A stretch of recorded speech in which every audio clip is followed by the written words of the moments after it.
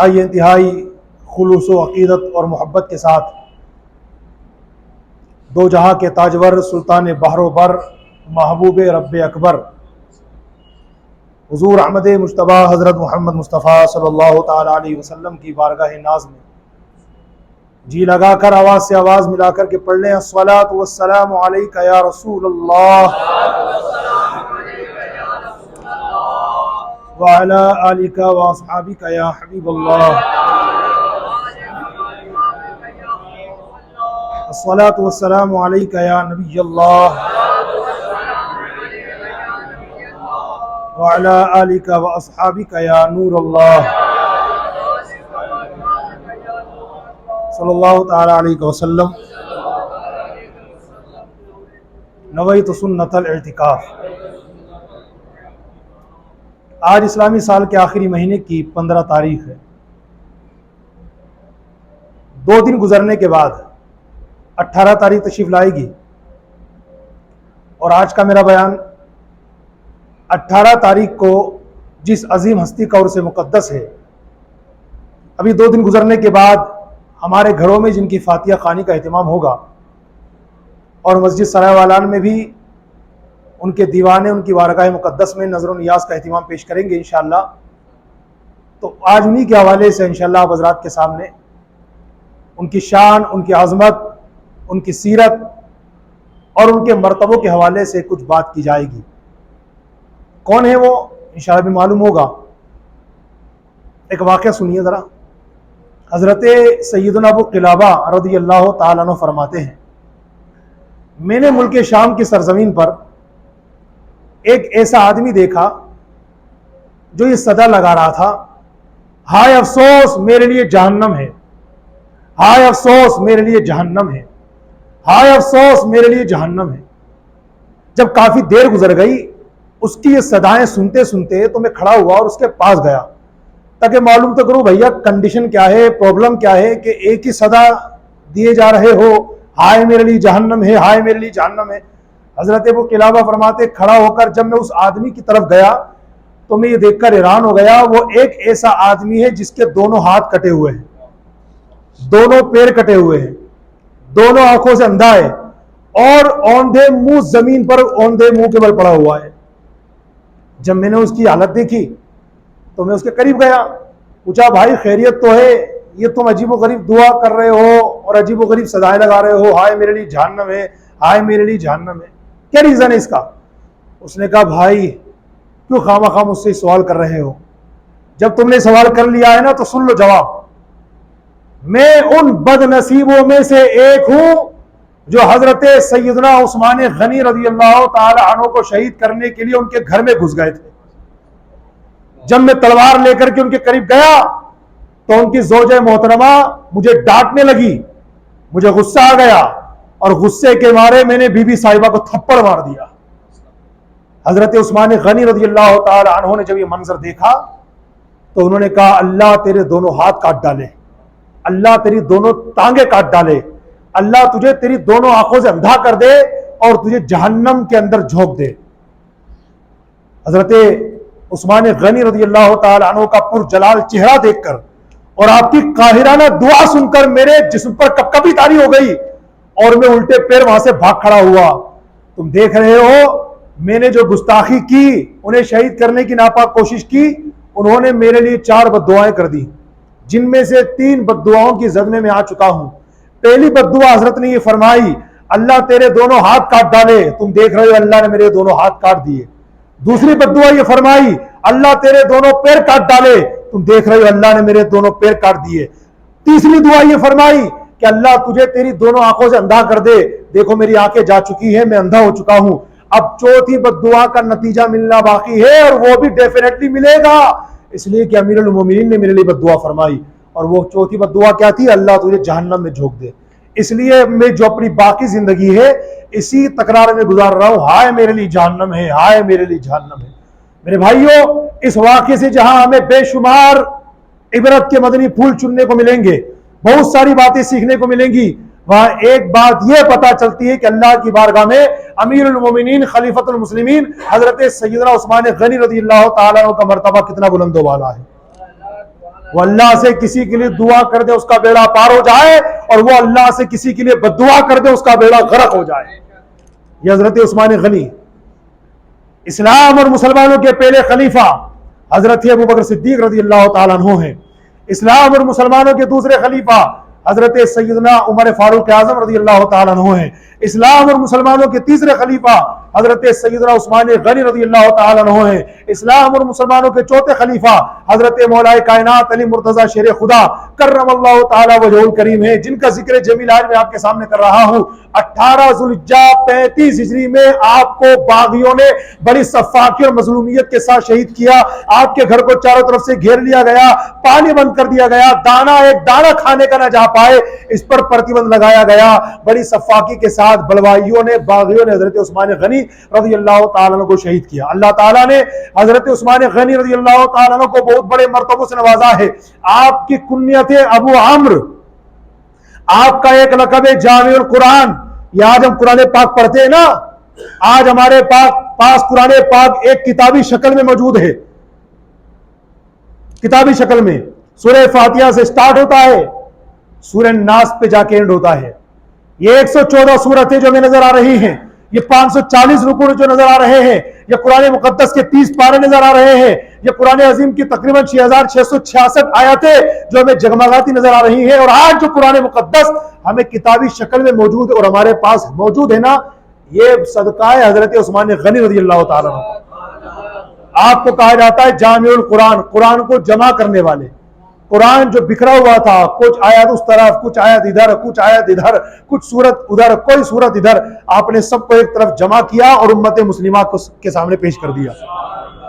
ایک بات اور بتاؤں، حضرت عثمان غنی رضی اللہ تعالیٰ عنہ کا یادگار ہے قرآن مقدس، ویسے تو ہر اعتبار سے، لیکن ایک بنیادی بات میں آپ کو بتاتا ہوں۔ قرآن عظیم میں رکوع کی تعداد کتنی ہے؟ 540۔ یہ قرآن مقدس میں رکوع بنے کیسے ہے نا؟ ایک بات، یہ قرآن پاک میں ہر سورت میں کئی رکوع ہیں، کچھ صورت ایسی ہے کہ اس میں ایک ہی رکوع ہے، کچھ صورت ایسی ہے کہ اس میں 2 4 5 رکوع ہیں، تو یہ رکوع بنے کیسے؟ تو ہمارے علماء بیان فرماتے ہیں کہ جب حضرت عثمان غنی رضی اللہ تعالیٰ عنہ نماز تراویح پڑھایا کرتے تھے، اور نماز تراویح میں جس آیت پر آپ رکوع فرما لیتے تھے وہاں رکوع کا نشان موجود ہے، جہاں آپ رکوع فرما لیتے وہاں رکوع کا نشان موجود ہے۔ تو یہ رکوع کا جو نشان ہے نا، یہ اس بات کی غمازی کرتا ہے کہ یہاں حضرت عثمان غنی رضی اللہ تعالیٰ عنہ نے نماز تراویح میں رکوع فرمایا تھا۔ جناب ایک لقب حضرت عثمان غنی کا ہے ذوالنورین۔ ذوالنورین، ذو یعنی والا، نورین یعنی 2 نور، ذوالنورین 2 نور والا ان کو کہا جاتا ہے۔ کیوں؟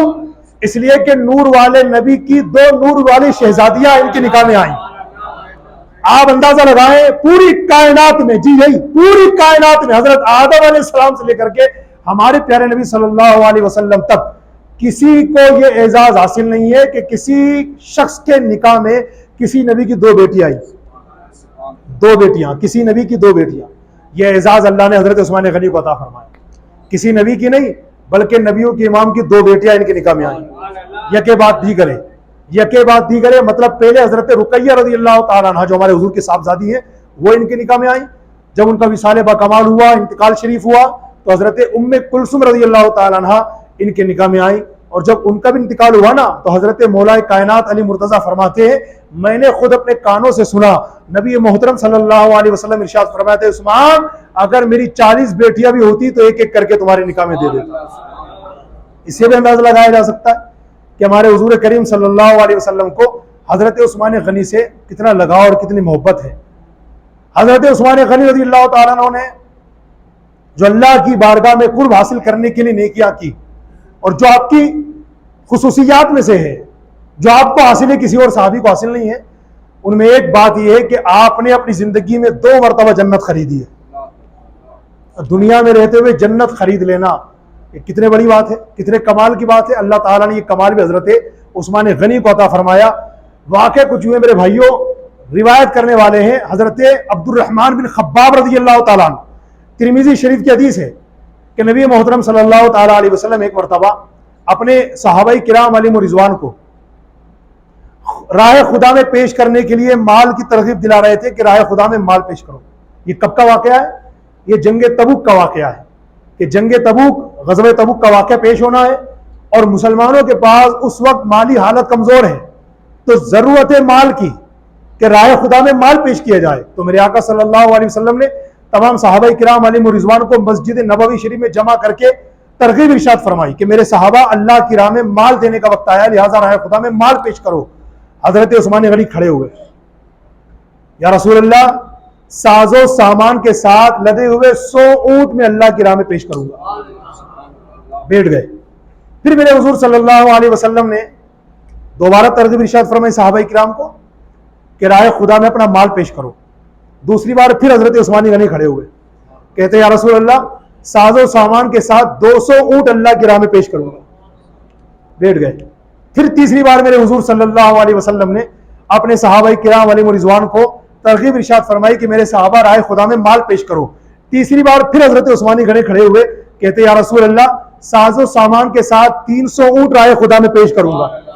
میرے آقا صلی اللہ علیہ وسلم کو حضرت عثمان غنی کی یادہ اتنی پسند آئی، راوی بیان کرتے ہیں کہ میرے آقا منبر سے نیچے تشریف لائے اور 2 بار ارشاد فرمایا، ما علی عثمان ما عمل بعد هذه، ما علی عثمان ما عمل بعد هذه، جس کا ترجمہ یہ ہے کہ آج کے بعد عثمان جو بھی کام کر لے خدا کی بارگاہ میں ان سے پرسش نہیں ہوگی۔ آج کے بعد عثمان جو کر لیں خدا کی بارگاہ میں ان سے پرسش نہیں ہوگی، پوچھ تاچھ نہیں ہوگی۔ یہ مرتبہ حضرت عثمان غنی کا، لیکن جناب ابھی بات ختم نہیں ہوئی ہے۔ ہمارے معاشرے کے اندر بھی سب سے پہلے راہ خدا میں مال خرچ کرنے کی عادت لوگوں میں کتنی ہے، اور جن کی ہے وہ اپنے اوپر غور کرے کتنا خرچ کرتے ہیں۔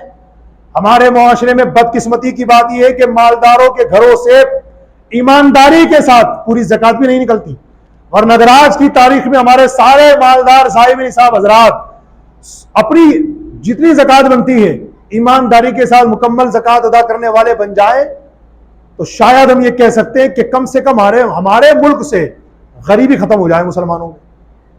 ہمارے یہاں زکوٰۃ پورے طور سے لوگ ادا نہیں کرتے، انتظار کرتے کوئی غریب آ جائے تو دے دے، کوئی غریب آ گیا تو دے دیا، پھر اس میں انکوائری بھی نہیں ہے، اس میں پوچھ تاچھ بھی نہیں ہے، اس میں ریسرچ اور تحقیق بھی نہیں ہے، بھائی آیا اس کو دے دیا، وہ آیا اس کو دے دیا۔ جبکہ زکوٰۃ کے اتنے باریک مسائل ہر سال ہم ماہ رمضان شریف میں بیان کرتے ہیں، جو سنتے ہیں ان سے معلوم کیجئے کہ کتنی نزاکت ہے زکوٰۃ کے مسائل میں۔ خیر اس طرف جاؤں گا تو کافی بات آگے نکل جائے گی۔ بتانے کا مقصد یہ ہے کہ ایک طرف تو ہم لوگوں میں راہ خدا کے اندر دینے کی عادت نہیں رہی کہ صدقہ دینا چاہیے، مولا کی راہ میں مال خرچ کرنا چاہیے، اور جو لوگ دیتے ہیں تو انہیں اپنے اوپر غور کرنا چاہیے وہ کتنا دیتے ہیں۔ ہماری مسجد میں ایک چیز کی ضرورت ہے، فار ایگزامپل اب وہ چیز کی ضرورت ہے، اب میرے بھائی نے کہا کہ امام صاحب اعلان کر دی میں کر دوں گا، یا کسی کے ذریعے کہلوا دیا کہ بھائی یہ بھائی کہہ رہے ہیں انشاءاللہ میں کر دوں گا، اب اعلان تو کروا دیا، 10,000 20,000 کا خرچہ تھا، وہی امام صاحب نے اعلان کر دیا کہ ماشاءاللہ ہمارے فلاں اسلامی بھائی نے یہ جناب 10-20 ہزار روپے کا خرچہ اپنے سر لے لیا ہے، انشاءاللہ مسجد میں کام ہو جائے گا۔ میں ایک جنرلی مثال دے رہا ہوں، خالی مسجد سرائے والا کی نہیں ہے، آپ کہیں بھی لے لیں۔ یہ آج پایا جا رہا ہے مسلمانوں میں کہ اگر اعلان کروا دیا اب دھکے کھاؤ اس کے، کھٹکھٹ بجاؤ، دستک دو، بیل بجاؤ، میسج کرو، کال کرو کہ بھائی جان آپ نے جو اعلان کروایا تھا سرکار کو پیسے تو دے دو یار، مسجد کا کام تو ہو جائے۔ مطلب ہمارا حال یہ کہ اگر ہم اعلان کروا بھی دیں تو دیں گے نہیں، دیں گے تو دھکے کھلائیں گے۔ صحابہ کرام کا مزاج کہتا ہے راہ خدا میں خرچ کرنے کا۔ آؤ میں آپ کو ایک جھلک پیش کرتا ہوں۔ حضرت عثمان غنی نے کھڑے ہو کر سب کے سامنے کہا، حضور پہلی بار کھڑے ہوئے تو کیا کہا؟ 100 اونٹ پیش کروں گا۔ دوبارہ کھڑے ہوئے 200 اونٹ پیش کروں گا۔ 100 اور 200 کتنے ہو گئے؟ 300۔ پھر تیسری بار کھڑے ہوئے، یا رسول اللہ 300 اونٹ پیش کروں گا، آپ کتنے ہو گئے؟ 600۔ مگر 600 دیے نہیں۔ اعلان تو حضرت عثمان غنی نے کھڑے ہو کر کے 3 بار کھڑے ہو کر ٹوٹلی جو حساب آیا 600 اونٹ پیش کرنے کا تھا نا، مگر 600 اونٹ پیش نہیں کیے۔ آپ کہیں گے پھر آگے بتا رہا ہوں، مفسر قرآن حضرت علامہ مفتی احمد خان نعیمی رحمۃ اللہ علیہ نے اس حدیث پاک کی شرح میں مرآت المناجی کی 8ویں جلد میں لکھا ہے کہ جب دینے کی باری آئی تو حضرت عثمان غنی رضی اللہ تعالیٰ عنہ نے 950 اونٹ راہ خدا میں پیش کیے، 50 گھوڑے راہ خدا میں پیش کیے، 1000 اشرفیہ راہ خدا میں پیش کی، اور 1000 اشرفیہ دینے کے کچھ عرصے کے بعد 10,000 اشرفیہ اور راہ خدا میں پیش کی۔ یہ حضرت عثمان غنی۔ جبھی تو سخاوت کا اور سخی داتا کا تذکرہ ہوتا ہے نا، لوگ حاتم طائی کی مثال پیش کرتے ہیں، عاشقان رسول حضرت عثمان غنی کی مثال پیش کرتے ہیں. یہ شان حضرت عثمان غنی کی. تو ایک بار تو یہ واقعہ پیش آیا کہ جب آپ نے حضور صلی اللہ علیہ وسلم سے جنت خریدی. کب؟ غزوہ تبوک کے موقع پر.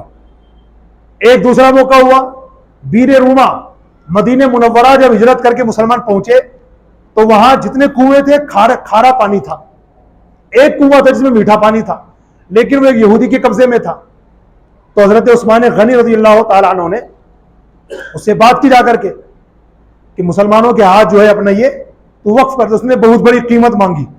حضرت عثمان غنی نے مسلمانوں کی خیرخواہی کی خاطر بہت بڑی رقم دے کر کے وہ بیر روما جو تھا کنواں وہ لے کر کے مسلمانوں کے نام وقف کر دیا. اس موقع پر بھی نبی کریم صلی اللہ علیہ وسلم بہت خوش ہوئے اور اس بیس پر حضرت عثمان غنی رضی اللہ تعالیٰ عنہ نے حضور سے جنت خریدی. تو بتانے کا مقصد یہ ہے میرے پیارے اسلامی بھائیوں، یہ دو واقعے وہ ہیں، دو موقع جن میں حضرت عثمان غنی رضی اللہ تعالیٰ عنہ نے نبی کریم صلی اللہ علیہ وسلم سے جنت خریدی. ماشاءاللہ. اب ایک بہت پیاری بات سنیں. ابھی جیسے میں نے کچھ دیر پہلے بتایا کہ بلوائیوں نے آپ کو قید کر دیا گھر میں، نہ دانا جائے گا کھانے کا، نہ گھونٹ جائے گا پانی کا، اور معاذ اللہ آپ کو شہید کرنے کی ٹھان لی تھی. اس وقت کا ایک بڑا زبردست واقعہ، اس سے بھی اندازہ لگا کہ نبی کریم صلی اللہ تعالیٰ علیہ وسلم کو کتنا پیارا حضرت عثمان غنی سے. دیکھیے آپ یہ بات تو اپنے ذہن میں رکھیے، حضرت عثمان غنی رضی اللہ تعالیٰ عنہ کی شہادت ان کے دور خلافت میں ہوئی. مطلب ان سے پہلے حضرت عمر فاروق اعظم کا دور خلافت گزر چکا، وہ دنیا سے پردہ فرما گئے. ان سے پہلے حضرت ابوبکر صدیق رضی اللہ تعالیٰ عنہ کا دور خلافت گزر چکا، وہ دنیا سے پردہ فرما گئے. اور ان سے پہلے نبی مکرم صلی اللہ تعالیٰ علیہ وسلم بھی دنیا سے پردہ فرما چکے. آج بات ہو رہی ہے حضرت عثمان غنی کی.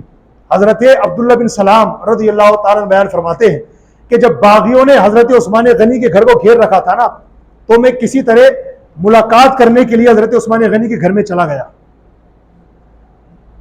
بھوک پیاس کی وجہ سے بےتاب، اس دن کا آپ نے روزہ رکھا ہوا تھا. تو جب میں پہنچا حالت دیکھ کر مجھے ترس آنے لگا. بڑی پیاری بات حضرت عثمان غنی نے فرمائی. کہتے عبداللہ بن سلام، یہ میرے گھر کا روشن دان دیکھ رہے ہو؟ روشن دان مطلب کھڑکی، کہ میرے گھر کا روشن دان دیکھ رہے ہو؟ جانتے ہو کیا ہوا؟ گزشتہ رات نبی مکرم صلی اللہ تعالی علیہ وسلم اسی روشن دان میں تشریف لائے. غور سے سنیے گا. حضرت عثمان غنی نے محاصرے کے وقت جب بلوائیوں نے باغیوں نے آپ کو گھیر رکھا تھا، آپ کے گھر کو محاصرہ کیا ہوا تھا اور آپ اپنے گھر میں اپنی زوجہ کے ساتھ تھے، دانا پانی بند کر دیا گیا تھا، اس کنڈیشن میں حضرت عبداللہ بن سلام رضی اللہ تعالیٰ عنہ ملاقات کرنے کے لیے پہنچے.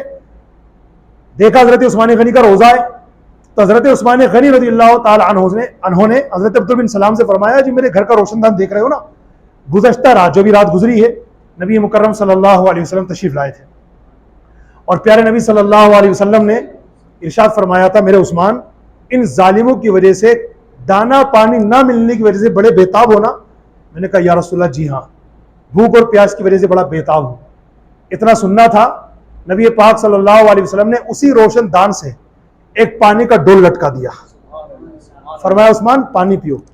میں آگے بڑھا، میں نے پیٹ بھر کے پانی پیا اور پھر نبی پاک صلی اللہ تعالی علیہ وسلم نے ارشاد فرمایا لئن شئت نصرت علیہم وإن شئت افطرت عندنا.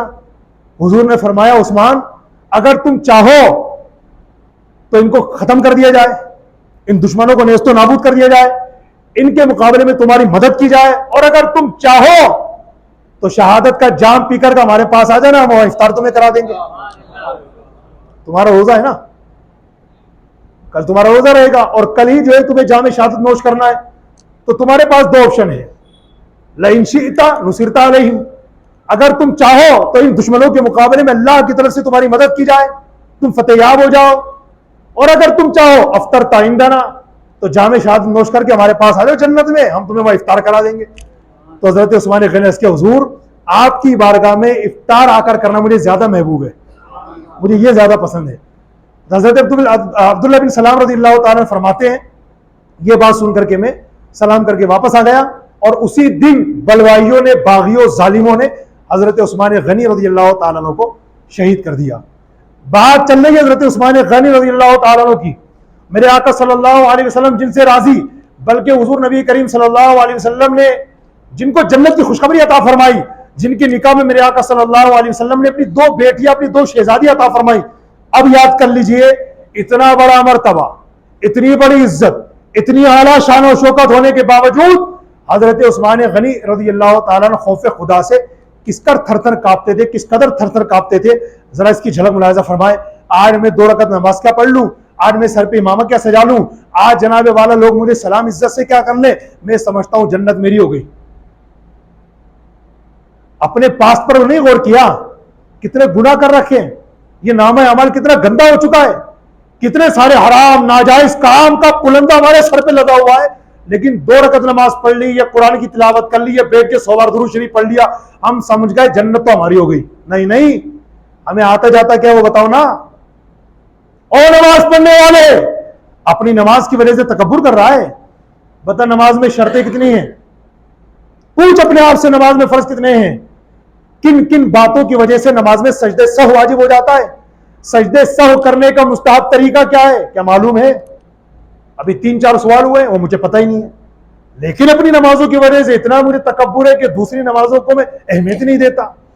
یہ آج ہمارے نمازیوں کی جنرلی بات کر رہا ہوں، یہ آج ہمارے نمازی کی بہت بڑی پرابلم ہے. میں کیسے نماز پڑھ رہا ہوں وہ مجھے نہیں دکھتا، مگر میرا پاس والا کیسے نماز پڑھ رہا ہے اس کے سجدے میں 10 غلطی نظر آئے گی، کتنی جلدی نماز پڑھ رہا ہے وہ مجھے 20 غلطی نظر آئے گی. ایک بزرگ کا بڑا پیارا قول لگتا ہے، وہ فرماتے او بے وقوف، اپنی انگلی کسی کی طرف کرنے سے پہلے یہ 3 انگلیاں اپنی طرف بھی ہو رہی ہیں، اس پر بھی غور کر. اپنی انگلی کسی کی طرف کرنے سے پہلے ان 3 انگلیوں کو دیکھ، یہ تجھے کچھ کہہ رہی ہیں، یہ کہہ رہی ہے نادان، اس کو تو اس کی طرف کر دیا، ہم 3 تیری طرف ہیں. مطلب کسی اور کے گریبان میں منہ ڈالنے کے بجائے پہلے اپنے گریبان میں جھانک کے دیکھ کتنی غلطیاں تیرے اندر ہے. تو اس لیے ہمیں اپنے اوپر غور کرنا چاہیے اور دوسروں کے اندر جھانکنے کے بجائے خود ایک بڑا پیارا میسج کسی نے بھیجا تھا، وہ یہ تھا کہ سب سے اچھی رہنے کی جگہ ہے اپنی اوقات اور سب سے اچھی جھانکنے کی جگہ ہے اپنا گریبان. یہ مجھے بھی اس پہ غور کرنا ہے، آپ نے بھی غور کرنا ہے. میں واقعی صحیح بتا رہا ہوں.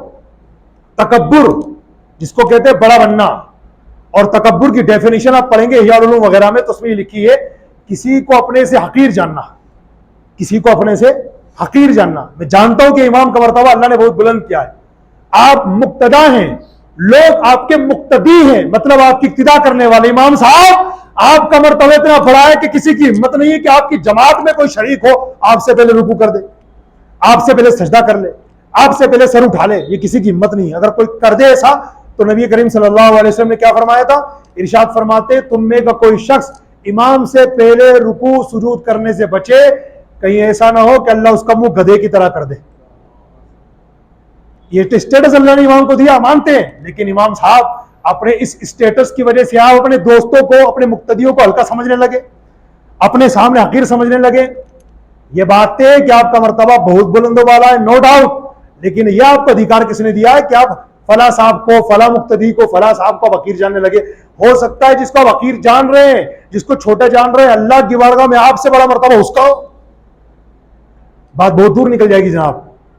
تو تکبر جو ہے نا یہ بڑی خطرناک بیماری. میرے حضور صلی اللہ علیہ وسلم نے آج سے تقریباً 1450 سال پہلے فرمایا تھا جس کے دل میں رائی کے دانے کے برابر تکبر ہوگا لا يدخل الجنہ، وہ جنت میں داخل نہیں ہوگا. غور کیجئے، بالخصوص ہمارے وہ اسلامی بھائی جن کے ماتحت، جن کے انڈر میں کئی ملازم کام کرتے ہیں، گھر میں نوکر چاکر ہیں، نوکر صفائی کرتے ہیں، آپ کا ان کے ساتھ رویہ کیسا ہے؟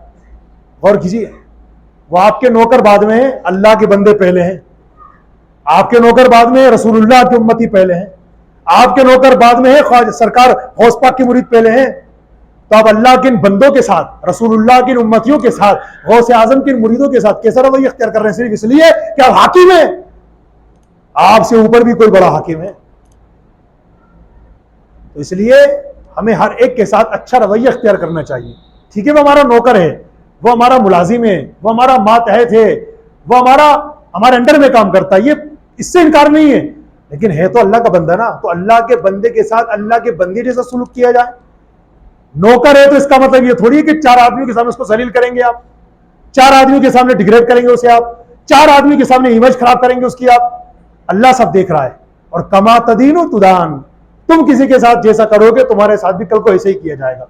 تو خیر یہ دوران بیان ایک پارٹ ہم نے پڑھا دیا آپ کو, ہمیں بھی اللہ عمل کی توفیق دے, آپ کو بھی توفیق دے. کسی کو حقیر مت جانیے, کسی کو چھوٹا مت سمجھیے, یہ تصور کیجئے یہ جتنے میرے سامنے یہ سب مجھ سے بہتر ہیں, اور جس سے ملے کہیں کہ میری مغفرت کی دعا کیجیے, میری مغفرت کی دعا کیجیے, اللہ مجھے بخش دے, اللہ مجھے معاف کر دے. یہ ہمارے بزرگان دین کا طریقہ رہا ہے. تو خیر میں آخری بات یہ عرض کر رہا تھا حضرت عثمان غنی کے بارے میں, کتنا بڑا اسٹیٹس اللہ نے دیا. اس کے باوجود ترمذی شریف کی روایت اٹھائی ہے, حضرت عثمان غنی رضی اللہ تعالیٰ عنہ جب قبرستان جاتے ہیں اور کسی قبر کے قریب سے گزرتے ہیں, راوی بیان کرتے ہیں اتنا روتے اتنا روتے اتنا روتے, آگے الفاظ لکھے ہوئے, اتنا روتے کہ آپ کے آنسوؤں سے آپ کی ریش مبارک مطلب داڑھی شریف تر ہو جاتی. تو ایک بار کسی نے پوچھ لیا, حضرت آپ کے سامنے جنت کا تذکرہ ہوتا ہے, جہنم کی باتیں ہوتی ہیں, تب آپ اتنا نہیں روتے, لیکن جب کسی قبر کے پاس آتے ہیں تو اتنا روتے ہیں آپ کے آنسوؤں سے داڑھی تر ہو جاتی ہے. اس کی کیا وجہ ہے؟ حضرت عثمان غنی رضی اللہ تعالی عنہ ارشاد فرماتے ہیں بات یہ ہے کہ قبر آخرت کی منزلوں میں سے سب سے پہلی منزل ہے. اگر صاحب قبر نے, قبر والے نے اس سے نجات پالی, بات کا معاملہ بہت آسان ہے. اگر اسی میں پھنس گیا بات کا معاملہ بڑا مشکل ہے. یہ حضرت عثمان غنی رضی اللہ تعالیٰ عنہ کی زندگی اور ان کی سیرت کا ایک بہت بڑا سبق جو ہم کو دیا گیا ہے, ہم نے بھی غور کرنا ہے. آج معافی چاہ کے کہوں آپ کو بیان کے اختتام کی طرف لاتے ہوئے, قبرستان لگتا ہی نہیں کہ قبرستان ہے. ہمارے نوجوان بچے کرکٹ کھیل رہے ہیں, اور شکریہ ادا کیجئے قبرستان کی کمیٹی کا, سلام پیش کیجئے, کبھی جا کے ماڈل دے دیجئے. جس قبرستان کو شریعت نے کہا کہ قبرستان عبرت حاصل کرنے کی جگہ ہے, وہاں ہم نے گارڈن بنا دیا. کچھ بیان نہیں کر رہا ہوں گا میں کہ بھئی یہ ناجائز ہے کہ جائز ہے کہ کیسا ہے ویسا ہے, میں صرف ایک بات کر رہا ہوں. قبرستان کے بارے میں ہماری شریعت نے ہمیں ججمنٹ دیا ہے. اگر وہ آپ کہکا لگاتے ہیں, مطلب کہکا بلند آواز سے ہنسنا, کچھ جگہ ایسی ہے جہاں پر بلند آواز سے ہنسنے پر شریعت یہ کہتی کہ دل مردہ ہوتا ہے, ان جگہوں میں ایک جگہ قبرستان ہے. قبرستان کیوں جاتے ہیں؟ حدیث شریف پڑھیے, پیارے نبی صلی اللہ علیہ وسلم کی احادیث مبارکہ میں قبرستان بھیجے جانے کا, قبرستان جانے کا ریزن یہ بیان کیا تاکہ موت کی یاد تازہ ہو, آخرت کی طرف دل مائل ہو, بندے کا دل غمگین ہو جائے کہ ایک دن مجھے جانا ہے, دنیا فانی ہے اور آخرت باقی رہنے والی ہے. اگر کچھ قبرستان ایسے ہوں گے تو ہوں گے جس کو میں نے ٹارگٹ کیا ہے اس قبرستان کا عالم یہ ہے. ابھی گیا تھا کچھ دنوں پہلے, گارڈن بنا دیا گیا ہے باقاعدہ ہمارے لیے, آپ لوگوں کے لیے وہاں کرسیاں بچھا دی گئی ہیں ودھایک صاحب کی طرف سے, پارشد صاحب کی. ناجائز کون کہہ رہا ہے چاچا, لیکن میں بات یہ کہنا چاہ رہا ہوں کہ جس قبرستان میں ہم جا کے پہلے اپنی موت کو یاد کیا کرتے تھے, اپنی گارڈن کو دیکھ کر کے موت یاد آئے گی کہ انجوائے یاد آئے گی, اس پر ذرا غور کیجئے. اور ہمارے جو بھائی جاتے ہیں قبرستانوں میں, بڑا حال خراب ہے بھائی صاحب. جنازوں میں چلے گئے, کئی بھائیوں کو ہم نے دیکھا جا کے قبر پہ بیٹھ جاتے ہیں, قبر پہ جا کے بیٹھ گئے. اچھا کچھ ایسے بیوقوف ہوتے ہیں جنازہ بھی اتارا نہیں گیا, آپ پہلے سے جگہ فکس کر لی, بیٹھ گئے جا کر کے. یہ مکروہ ہے, پڑھیے باہر شریعت میں. جب آپ قبرستان کسی جنازے کے ساتھ جائیں تو جنازہ رکھے جانے سے پہلے آپ بیٹھ جائیں, یہ مکروہ ہے. لیکن یہاں کیا ہے, کوئی میری جگہ کوئی بیٹھ نہ جائے تو جا کے پہلے گھس جائیں گے. اب قبر پہ بیٹھنا ہے تو قبر پہ بیٹھ جائیں گے. اللہ کے بندے, جس بندے یا بندی کی وہ قبر ہے اس سے پوچھتوں سے کتنی تکلیف ہو رہی ہے. ہمارے استاد محترم نے بیان فرمایا تھا ایک مرتبہ کہ جب کسی کی قبر پہ کوئی پاؤں رکھتا ہے نا, بیٹھنے کی بات بہت دور کی ہے, پاؤں رکھ دیتا ہے, اس سے اس مرحوم کو اتنی تکلیف ہوتی ہے جیسے کسی زندہ آدمی کے سینے پر کوئی پہلوان چڑھ جائے. ہمارے سینے پر ہمارا بچہ ہی چڑھ جائے جان نکل جاتی ہے یار.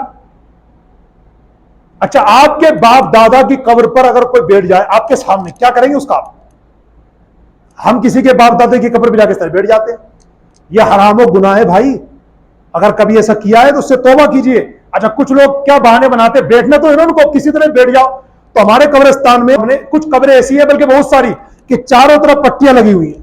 میری بات سمجھ گئے ہوں گے آپ, بیچ میں قبر ہے اور چاروں طرف کو پٹیاں کھڑی کر دی گئی ہیں. پٹیاں کھڑی کرنا جائز منع نہیں ہے, لیکن شاید کمیٹی والوں کو اس سے کوئی تکلیف ہے تو وہاں بورڈ بھی لگا ہوا ہے, میں نے دیکھا 2-4 جگہ کہ یہاں پٹیاں لگانا منع ہے. اگرچہ کہہ رہی ہے کمیٹی مگر لوگ لگاتے ہی ہیں.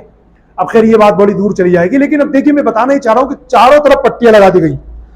اب مجھے بیٹھنا ہے نا, بیٹھنا تو مجھے ہے, اور ہوں بڑے باپ کی اولاد, تو نیچے تو بیٹھوں گا تو لوگ کیا کہیں گے, امام صاحب ہوں نا, اب میں وہیں بیٹھ جاؤں گا. کہاں؟ پٹی پر. پٹی کس کی ہے؟ آپ کے گھر کی کہ قبر کی ہے؟ جب کہا جائے گا تو کیا کہا جائے گا؟ قبر کی پٹی, یہ تو کہا جائے گا. تو نتیجہ کیا نکلا؟ آپ قبر کی پٹی پر بیٹھے مطلب قبر پہ بیٹھے, پٹی پر بیٹھے مطلب قبر پر بیٹھے.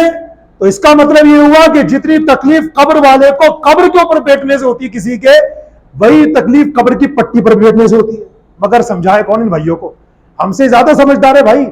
اس کے باوجود بھی ہمارے ہاں یہ نہیں دیکھا جاتا, بڑے حالات خراب ہیں. اور پھر کہتے ہیں کہ مسلمانوں پر یہ ظلم کیوں ہو رہا ہے, مسلمانوں پر یہ اتیاچار کیوں ہو رہا ہے, مسلمانوں پر آئے دن یہ کیوں ہو رہا ہے, مسلمانوں پر آئے دن کیوں ہو رہا ہے. معاف کرنا, حکومت یا گورنمنٹ یا پولیس یا فلا فلا فلا فلا فلا فلا ظلم نہیں کر رہے, ہم اپنے آپ پر ظلم کر رہے ہیں, اپنے آپ پر ظلم کر رہے ہیں. تو ان باتوں کو یاد رکھیے. جنازے کے حوالے سے بہت ساری خرافات ہمارے یہاں چلتی ہیں, ان کو بند کروایا جائے. خاص طور سے جو اپنے مرحومات اور مرحومین پر اتیاچار آج ہو رہا ہے نا قبرستانوں میں, اس پہ میں کافی بیان پہلے بھی کر چکا ہوں. یہ اتیاچار ختم ہونا چاہیے. قبروں کے حوالے سے ان کی تعظیم, ان کے ادب, ان کی دیکھ ریکھ کے حوالے سے سارا خیال رکھنا چاہیے. اور سب سے پہلا حق بنتا ہے ان کا جن کے رشتہ دار وہاں پر دفن ہیں. جائیے, سنبھالیے. روز نہیں جا سکتے تو ہفتے میں جاؤ, 2 ہفتے میں جاؤ, جاؤ تو صحیح یار. سالوں 20 گھنٹے کب جاتے شب برات میں, وہ بھی موقع ملا تو. ان باتوں پر ذرا دھیان دیا جائے. اللہ تعالیٰ ہم سب کو عمل کی توفیق عطا